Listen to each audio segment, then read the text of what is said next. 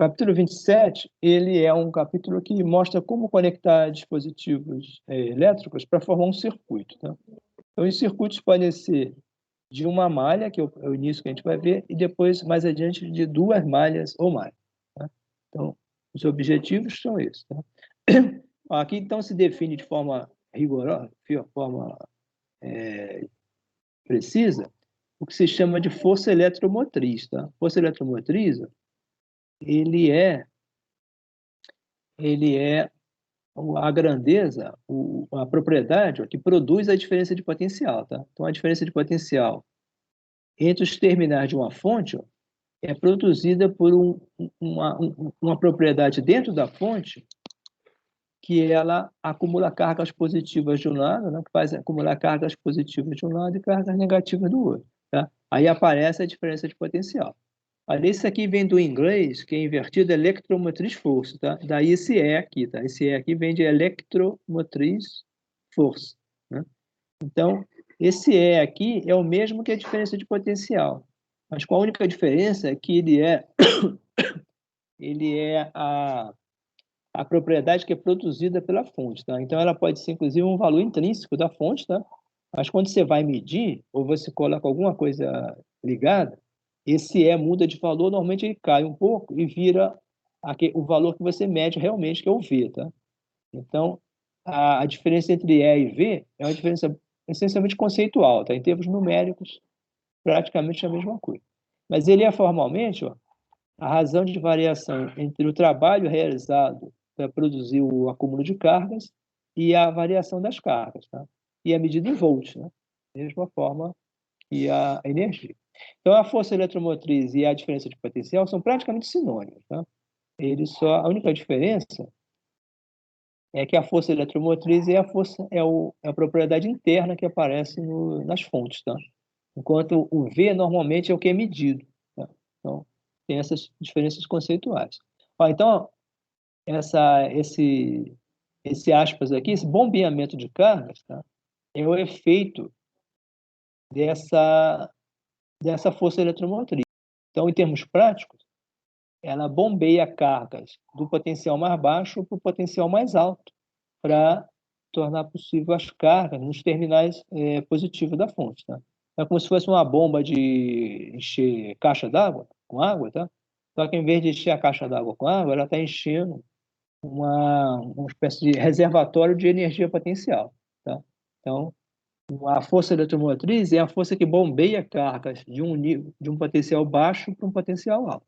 Então, isso aqui ela quer dizer, na verdade, uma série de processos. Pode ser um processo químico, de reações químicas que produzem potencial, pode ser um processo mecânico, de atrito entre superfícies, que também produz potencial, como o Van de Graaff, né? Pode ser um processo que vocês vão ver depois, um gerador elétrico, tá? Onde fios metálicos eles giram em torno de um ímã, e isso produz eletricidade, tá? Então, tem uma série de maneiras de produzir eletricidade, tá? Pode ser, hoje em dia, mais moderno, eletricidade produzida por uma célula fotossensível à luz, né? Sensível à luz, tá? Um painel solar, tá? Então, tem uma série de maneiras, né? Pode ser térmico também, ó, tá? Então, tá? Então, depois vocês leem os detalhes, tá? E a fonte, normalmente, ela é referida eventualmente como bateria, tá? Mas esse bateria quer dizer qualquer tipo de dispositivo que produz energia elétrica e mantém uma certa diferença de potencial entre os extremos, tá? Então, ó, pode ser células solares, né? Pode ser célula combustível, né? Do ônibus espacial, tá? Termopílias, né? Tem uma série de objetos que fornecem energia elétrica, tá? Então, então, tipicamente é isso, ó. Tem a fonte de força eletromotriz, né? E tem algum processo aqui que eleva o potencial de menos embaixo, ou seja, de zero, até um valor positivo em cima, tá? Esse processo é que é o chamado de bombeamento, tá? Ele pega cargas de baixo, negativa, por exemplo, cargas positivas de baixo, e faz com que elas apareçam em cima, tá? Então, em cima acumula positivo, e embaixo fica com déficit, ou seja, fica com acúmulo negativo, tá? Quando vocês ligam qualquer tipo de dispositivo entre os dois terminais que fecha um circuito fechado, o termo circuito vem disso, ó, caminho fechado, tá? Como circuito corrida de carro de Fórmula 1, por exemplo. Sai aqui a bandeirada, você sai com o carrinho aqui, ó, vai percorrendo o circuito. Tá? E quando você voltar ao mesmo ponto, você fecha o circuito. Tá? Então, o circuito elétrico é isso, ó, é uma coisa fechada. Tá? Então, você sai de um potencial alto, ó, e essa corrente ó, produz trabalho nessa resistência, por exemplo, produz calor, tá? E ao percorrer a resistência, o potencial vai cair ó, do valor mais alto para o valor mais baixo. Tá? Isso se chama de queda de tensão, tá? Ou queda de potencial. Tá? Então, por exemplo, se aqui em cima é 10 volts, ele vai ultrapassar a resistência e ele vai caindo, quando ele chegar aqui embaixo está em zero. Tá? Então, embaixo é 0 volts, a força eletromotriz faz subir para 10, ó. Aí 10, tá? E a corrente, ele passa pelo resistor, perde o potencial e volta a zero. Tá? Então, ele fica fazendo esse tipo de movimento. Tá? Então, trabalho, energia e força eletromotriz, eles são todos conectados. Né? Então, a força eletromotriz é o que faz o acúmulo de cargas. Tá? Agora, fazendo isso, ele é capaz de produzir trabalho elétrico em qualquer objeto que seja conectado com ele. Tá? Então, esses objetos são conectados, eles vão fornecer as cargas de modo que ocorre a tendência de neutralizar o efeito da força eletromotriz. Tá?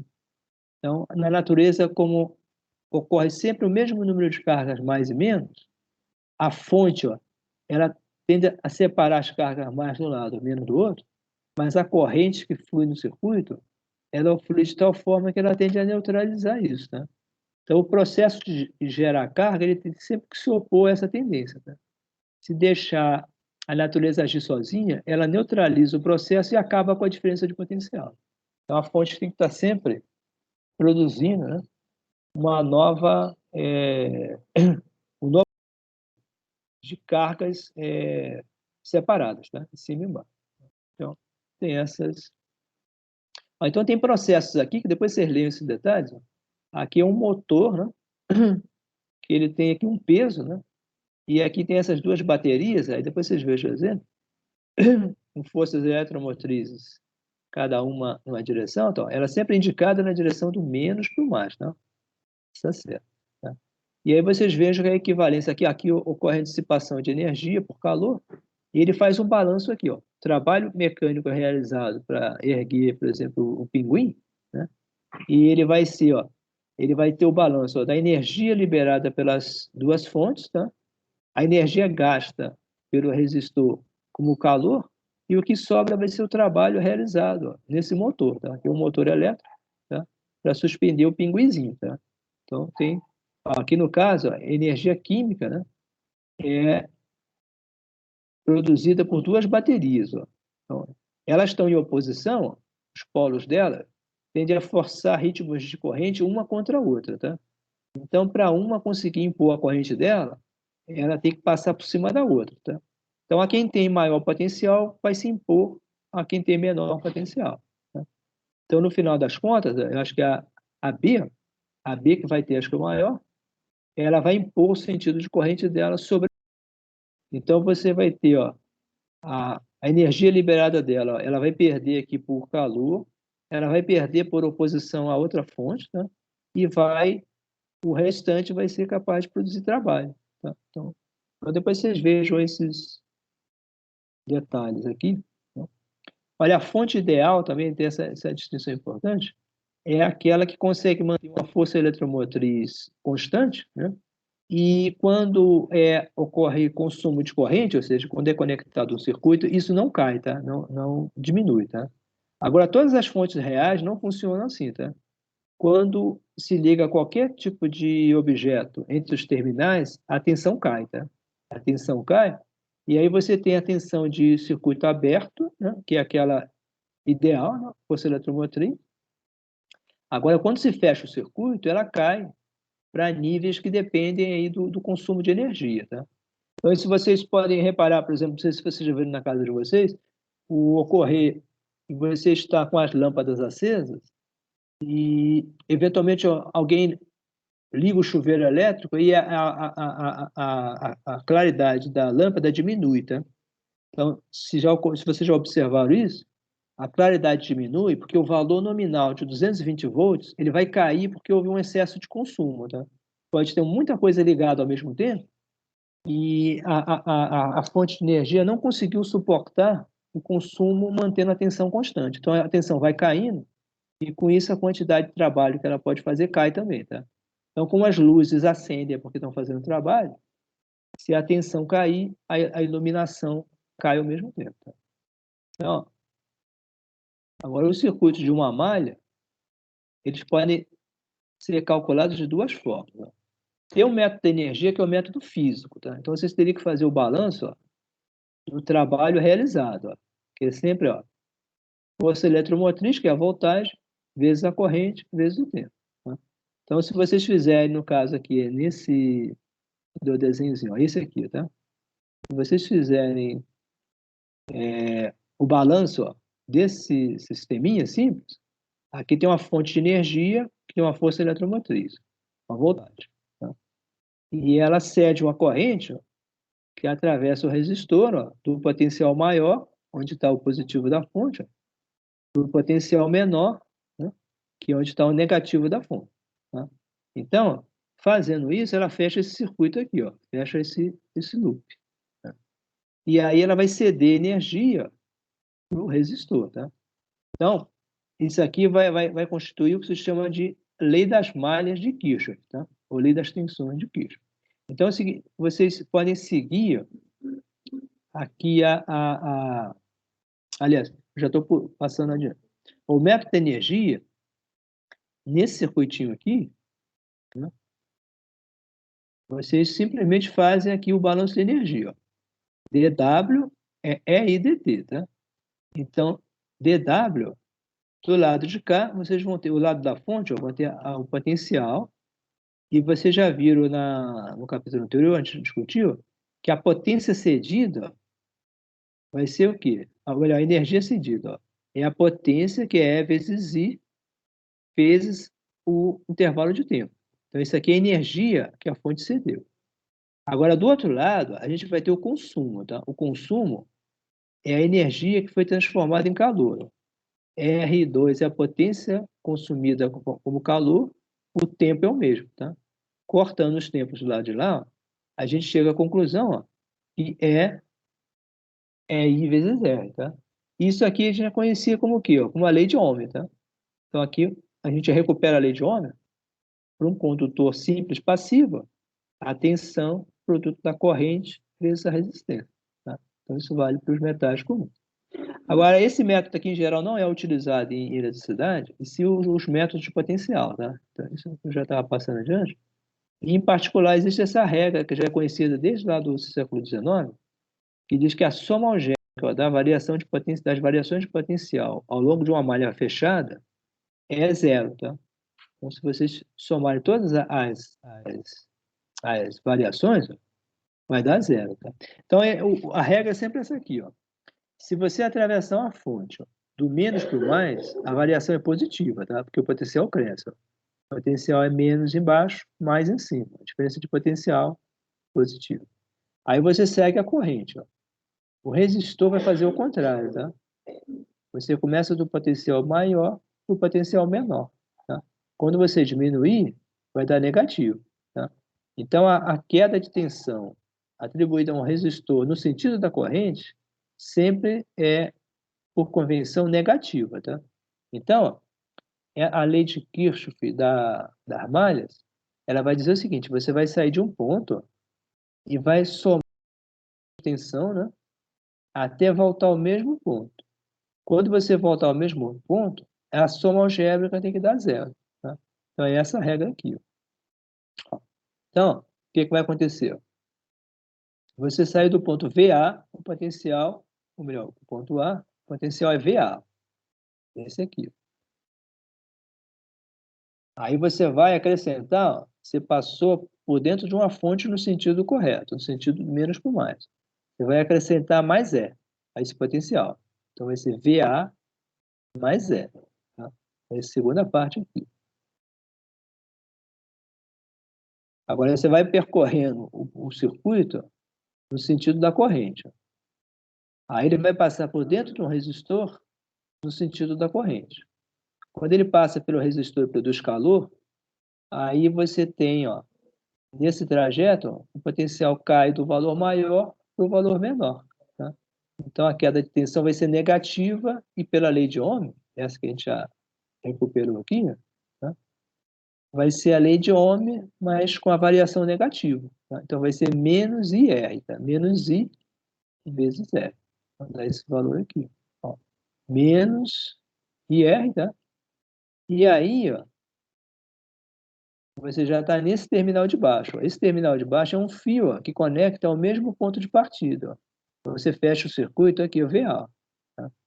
Então, fechando isso, ó, você vai ter essa variação inteira, vai ser o mesmo potencial de saída, que é VA.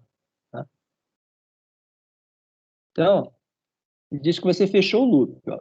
Você saiu do ponto A, passou por dentro da fonte, passou pelo resistor, tá? E chegou ao mesmo lugar de partida, tá? Então o potencial é o mesmo, tá? O ponto de partida é VA. Tá? Agora, se vocês cortarem os potenciais de início e final de um ciclo fechado, que é o mesmo, sobra só o miolo aqui, tá? O miolo aqui vai dar, ó, E menos IR zero, tá? Que é o mesmo que a gente obteve aqui, né? Aqui pelo método de cálculo direto da energia, variação de energia. Tá? Então, essa aqui é a regra prática dos circuitos. Tá? Vocês partem de um ponto qualquer do circuito, vão anotando todas as variações algébricas de potencial até chegar ao mesmo ponto. Tá? Aí, no mesmo ponto, vai ter o potencial de início e final mesmo, ela pode ser cortada. Tá? Então, em termos práticos, vai sobrar só essas expressões aqui. Tá? Essas expressões aqui, elas vão satisfazer, deixa eu ver isso aqui, ó, a regra das malhas aqui. Ó. Então, tem a regra da resistência. A resistência é sempre no sentido da corrente, a diferença de potencial é menos IR. Fonte, ó, se você atravessa no sentido correto, do negativo para o positivo, a variação, ó, é positiva. Tá? Então, a variação do potencial é mais zero. Se atravessar no sentido oposto, a variação é menos zero. Tá?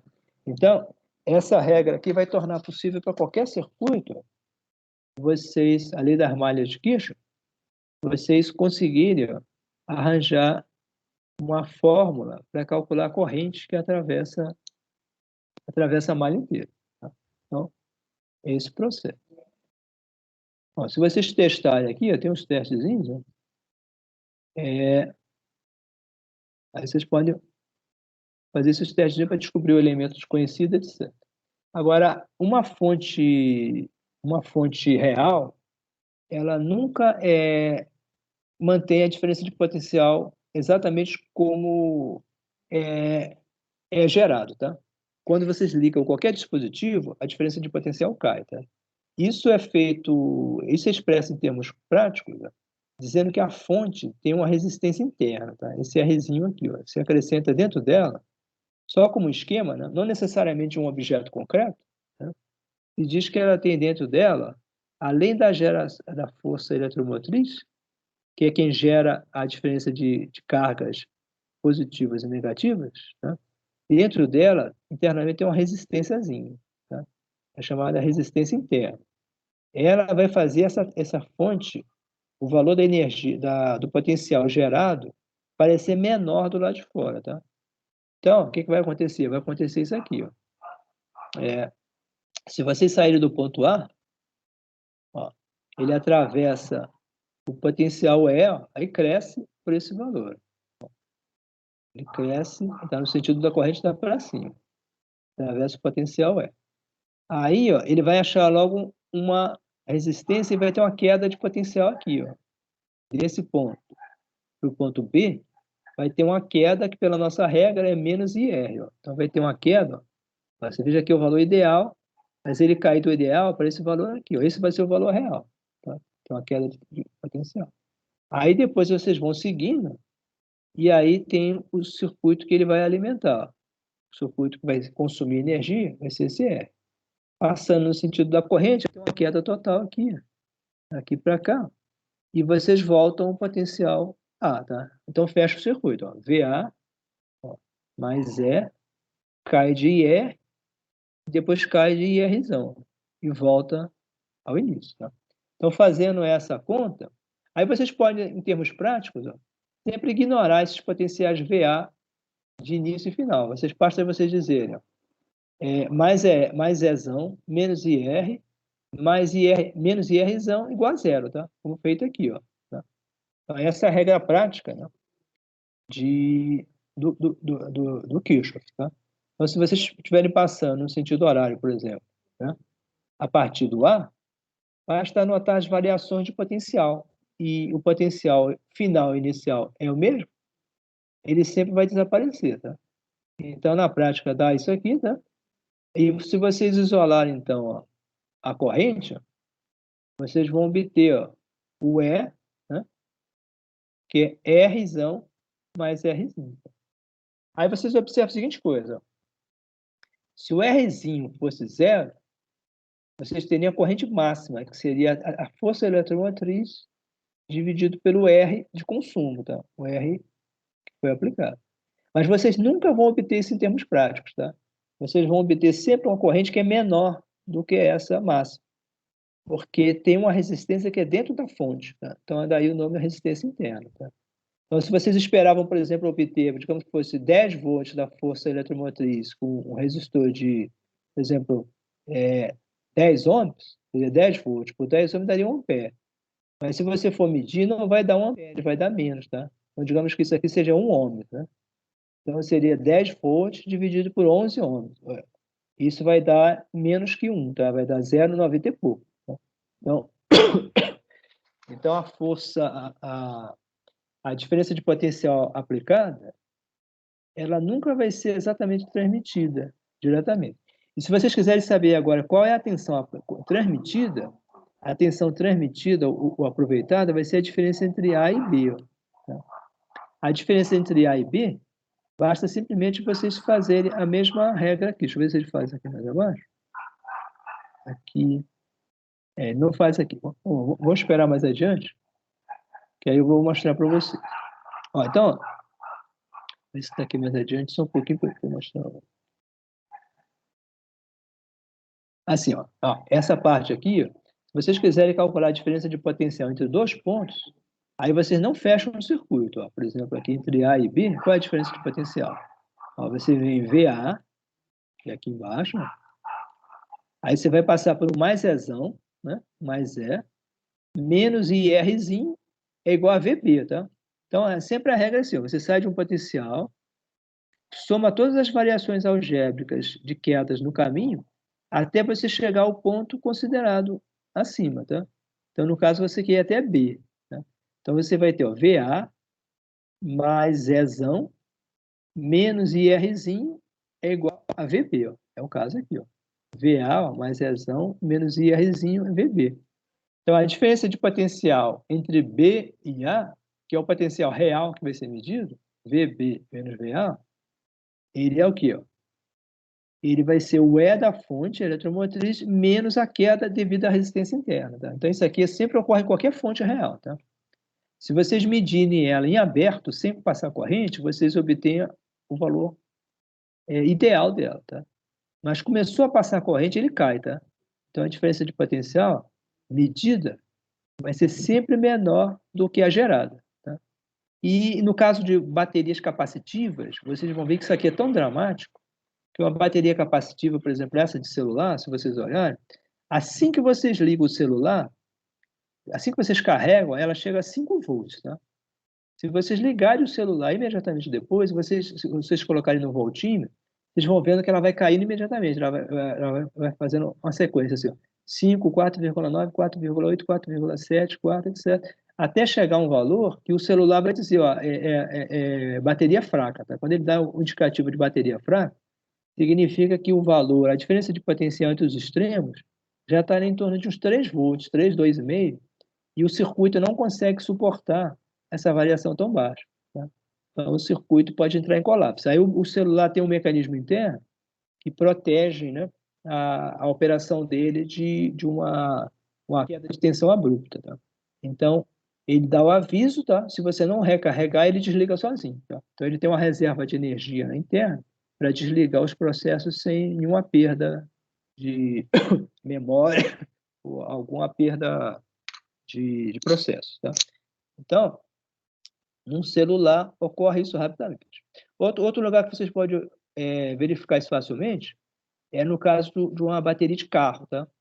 Se vocês ligam o carro de vocês vão ver. Se o carro estiver tranquilo, você liga na chave e solta, ele pega, sem nenhum problema, você vai embora, tá? Agora, se o motor de combustível não estiver funcionando, se ele tiver com algum problema de injeção de combustível, problema na vela, algum outro problema que impeça ele de funcionar, o motor de arranque vai ficar sozinho funcionando, tá?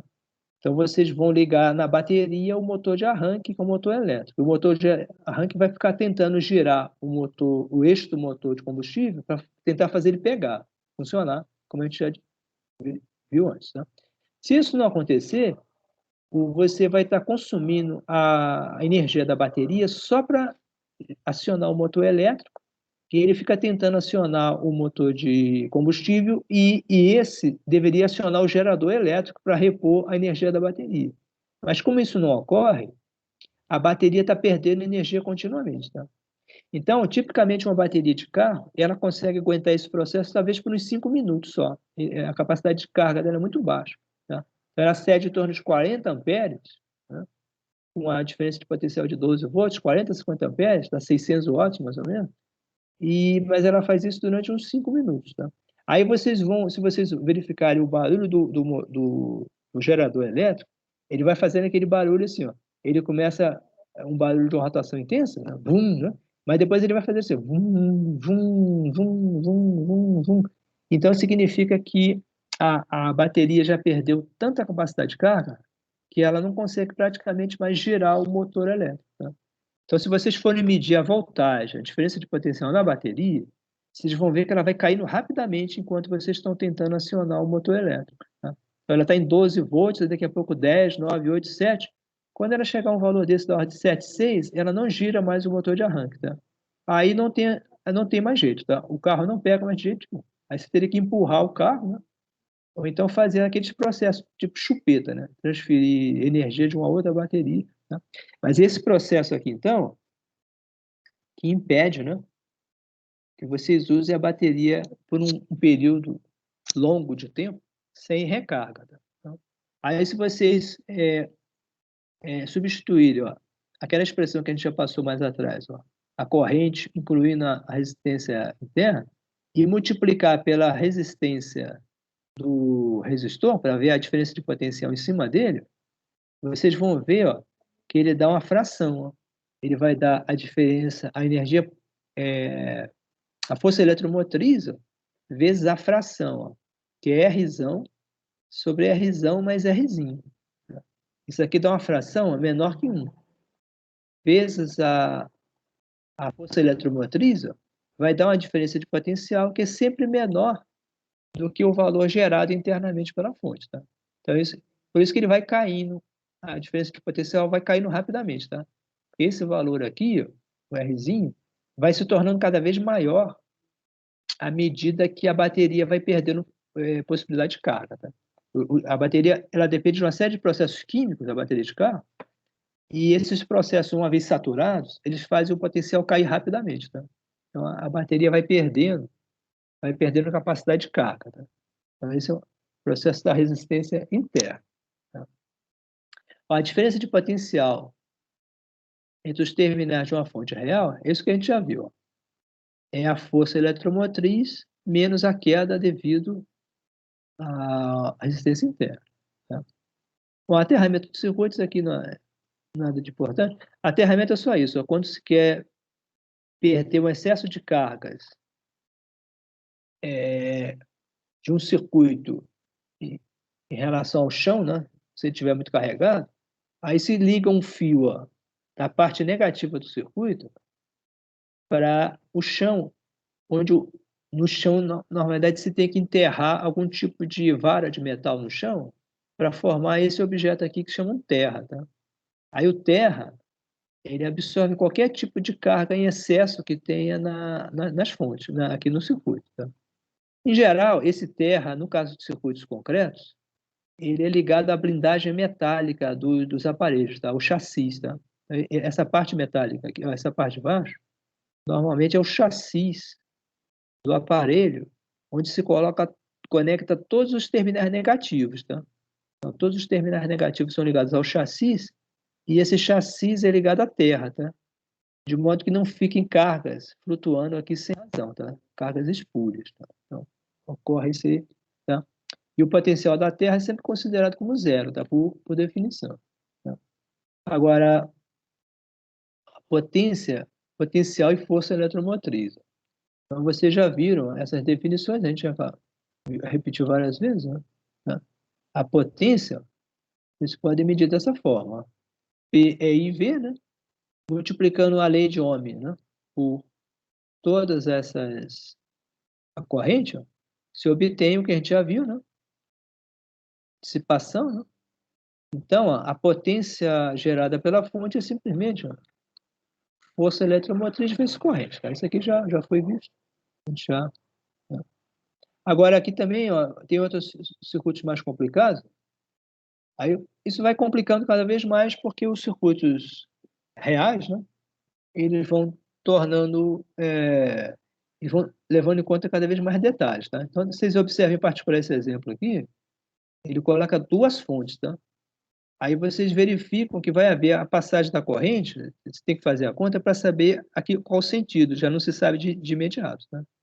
Depende do sentido da fonte que tem maior energia, né? Maior potencial. No caso, essa é 1, 4, 4. E a E2 é 2, 1. Tá? Então, a E1 vai forçar a corrente passar por cima da E2, tá? Contra ela. Tá? Então, ela vai estar passando no sentido da E1, mas contra a E2. Tá? Então, ela vai forçar o E2 uma redução da corrente, porque ela vai consumir energia para fazer a corrente passar por dentro da E2 no sentido contrário. Tá? Então, aí tem aqueles diagramazinhos aqui, ó, tá? Depois vocês olham aqui. Tá?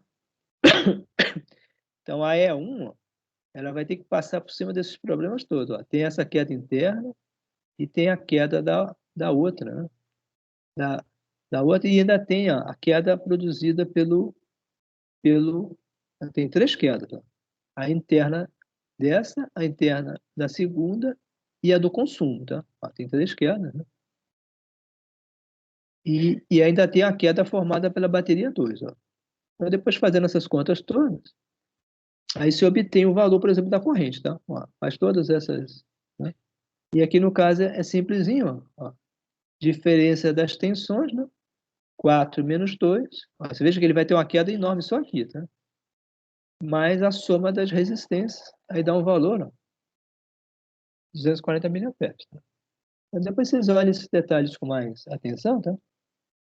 E agora quer saber, por exemplo, a diferença de potencial entre os terminais da fonte 1. Aí segue aquela regrinha. Ó.